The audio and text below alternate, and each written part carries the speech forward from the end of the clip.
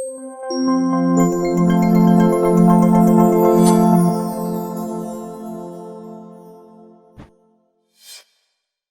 I'm Matthew Gavidia. Today in the MGH Life Sciences Medical World News, the American Journal of Managed Care is pleased to welcome Marsha Barnes, Chief Executive Officer and founder of the Finance Bar, and Taylor Holgate, Director of Government Affairs at the Consumer Healthcare Products Association. The recent COVID-19 Relief CARES Act has made it possible for Americans to use their pre-tax dollars from their FSAs and HSAs, as we just alluded to purchase over-the-counter medicines as well as menstrual care products. Can you explain the financial kind of side of things, Marsha, that this opportunity presents for Americans in addressing their healthcare needs? Yeah, definitely. This is money that they can now shift in their budget from a monthly personal care expense to their savings account. So it's a total win on both ends, being able to now put more money in your savings account and care for your healthcare needs at the same time. So it's a win-win. And Taylor, can you talk about some of the health-related aspects of this as well? So it's a big convenience factor. The way the rules used to be, if you wanted to use your health savings account money on an over-the-counter medicine, you'd have to go get a prescription from your doctor in order to use, if you're planning ahead and you're trying to make the most of the tools that are available to you today to manage your healthcare expenses, you would still have to get a prescription from a doctor, even though the product is available without a prescription. And that, in the time of COVID, it doesn't make sense under normal circumstances, but it certainly doesn't make sense during the coronavirus pandemic, when folks are trying to socially distance and avoid contact with other people when they can do so.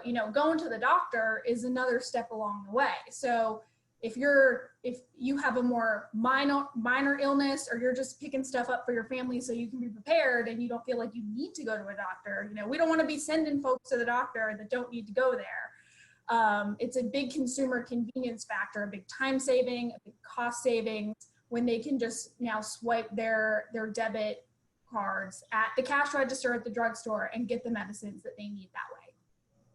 And additionally, what are the next steps your respective organizations are considering or currently implementing to assist Americans in better managing their health and finances amid the pandemic? Taylor, you could go first.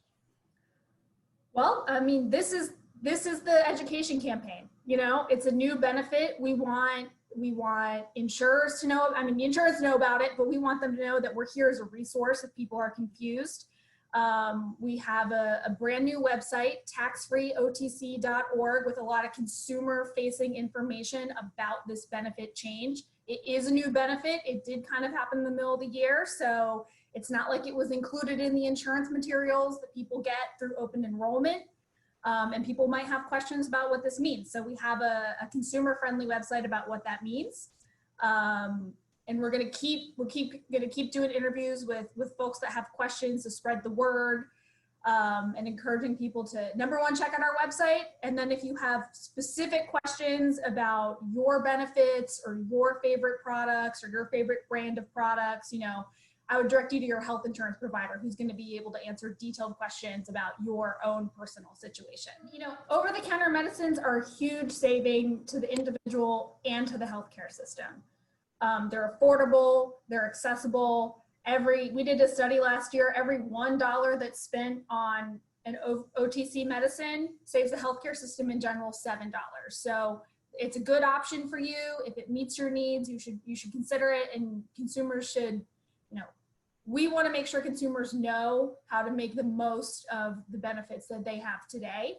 And this is a change that opens up an option that people didn't have before the pandemic, where they might have resources in an account that they might want to access right now for this purpose. And then for us over at the Finance Bar, I would say that we are very diligent about staying ahead of updates from the CARES Act that can benefit our audience in its entirety. And then also to our direct clients by being the voice to translate what a lot of this means for them. I think, as Taylor mentioned before, it's very important to know the convenience that they now have with that, because it's just so important, because consumers' minds are just planted on so many areas right now. And then additionally, just remaining readily available to assist them with how to financially navigate this season and beyond. To learn more, visit our website, ajmc.com. I'm Matthew Gavidia. Thanks for joining us.